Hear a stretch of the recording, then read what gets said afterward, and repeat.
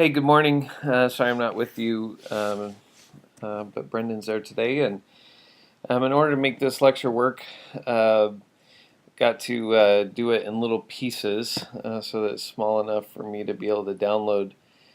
So I'm going to talk to you for a little while, and then have Brendan discuss for a little bit, or go to the next video. But I gave you an outline. Hopefully, you received that on your email. Uh, because I'm on the screen this morning, I can't do my PowerPoint, so I'm going to jump in. Last time we were talking about kingship and this issue of the tension over Israel having a king, and just the way that that functions. But I want to talk about number 9, the law and the land. The hope is that Israel would move into the promised land and be part of this land that God had made a vow to them that would be theirs. But as they move into the land, one of the sort of tricks of the Old Testament is that there's people already in the land, much like Columbus discovering America, only to find there are people here already. There are people in the land, the Canaanites. But the Canaanites embody not just, or that's not just a way of naming them or describing this foreign culture, but many Old Testament scholars argue there's a kind of way of the Canaanites, that there's a way the Canaanites live. They are the power brokers in the land. They tend to live in fortress cities that take advantage of the peasants who grow the crops for the cities, and who the cities use and are dependent upon, but oftentimes misuse. And scholars like Brueggemann and others argue that the Israelites are part of that peasant group. And so oftentimes, like in the fall of the city of Jericho and others, part of the ideology there is this way in which they're being exploited and misused by the Canaanites. But they've been given a law so that they are to be a different kind of people, live differently in the land. And so let me talk to you quickly about 4 Levitical codes that we find that form the way. So rather than thinking of the law as a whole list of things that we have to obey, as a kind of way of being in the land. And so let me give you 4 Levitical codes. If I could draw on the board today, I'd draw 1, 2, 3, and 4. The Levitical, Levitical, Levitical codes. The first code is one I hope you're familiar with, tithing. That we give 10% of what we grow, what we raise, and we bring that to the storehouses so that the priests can take what they need, but also the poor, the widow, and the orphan can receive what they need from the storehouses that are shared by the community, that are structured around the temple and around worship. But out of the tithes, then the community is largely cared for. It's interesting in the laws, even every third year or so, the storehouses are cleaned out so that we can partake of everything that's there and kind of celebrate all of the goodness of that.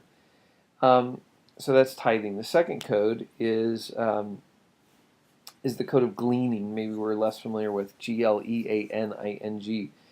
Gleaning is a law that says as we harvest our fields, we have to leave the edges unharvested so that we can reap right to the very edges.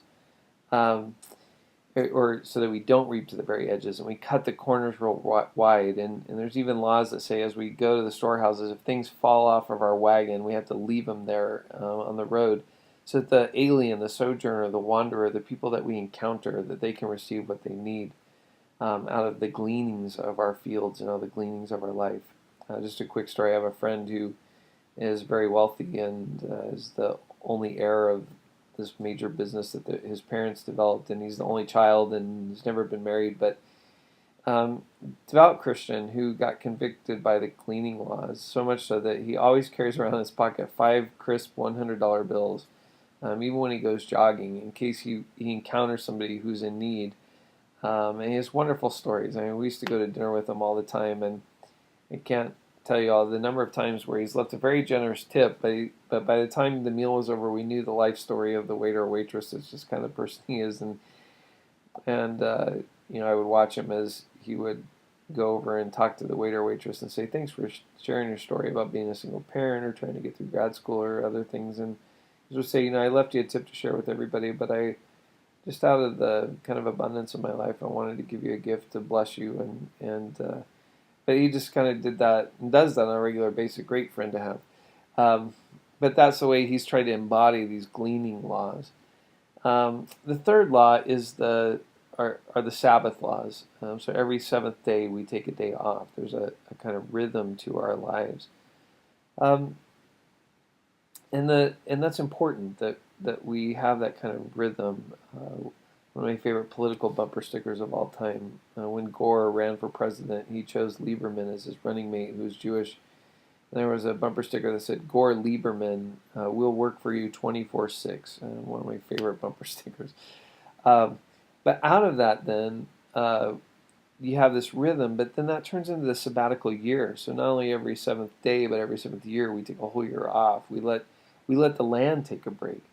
So that the Canaanites, the Hittites, the Perizzites, the Elamites, all these folks that live in the land, they're people who are not dominioners of the land. They wring the land out for everything it can give them. My favorite ites are the Edomites, Edom-ites. They're the descendants of Esau, who Esau, if you remember, sells his birthright for a pot of stew because he's controlled by his appetites. And the Edomites are these people who seem to move into the land, and by the time they move out, they're like scavengers who've destroyed everything in the land and then have to move on because they've ravaged the land. They've wrung it out. They haven't let it rest. They haven't let the natural rhythms of the nature itself come back to a kind of growth.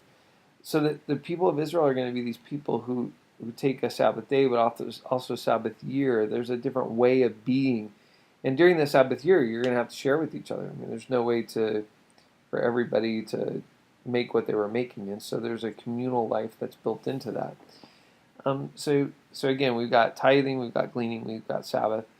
But then the fourth law, after you've had a cycle of 7 years, and then seven years, we've got 49 years, and then the 50th year, Leviticus 25 says, that year is to be a jubilee. Debts canceled. Prisoners, mostly prisoners who were debtors, prisoners are released. But the big thing with jubilee is not just debts being forgiven, but your ancestral land is returned to you.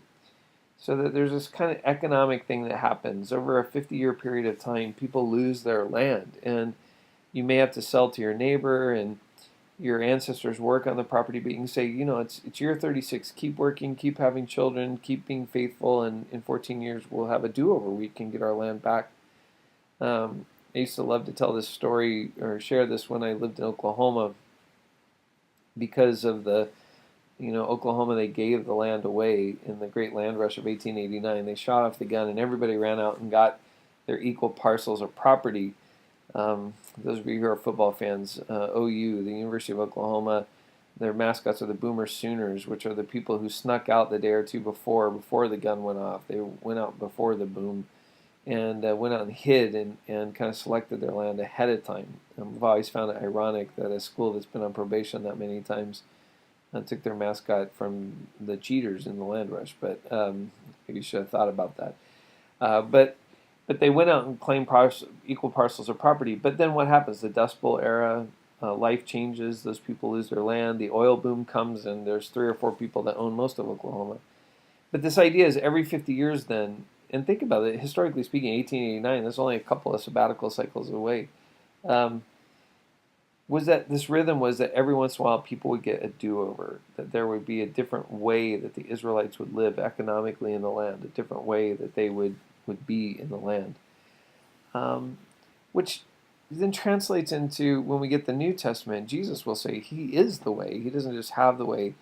He's a sort of living law, a living example of how to dwell in the land, to not worry about what we're going to eat or what we're going to drink, what we're going to wear. He is the very way, the truth, the life that we are to embody in the world. And even in the book of Acts, the Christians, before they were called Christians, were called followers of the way, this way of being in the world. And so I would love for you to take just a few minutes, and we'll stop the video here, but I'd love, Brendan, for you to jump up and talk for just a little bit with them about how that relates. Down on the bottom of the outline, I give you chapter 2, questions about chapter 2 in the book, and how that relates to this idea of being a people in the world that you have these principalities and powers that embody a kind of brokenness and sin, and what does the church offer in terms of an alternative to those powers? And so talk a little bit about what those powers are and how that relates maybe to this Canaanite ideology. But what is the way then that we have to offer the world take a few minutes and talk about chapter 2, and then we'll come back in just a little bit. Thanks.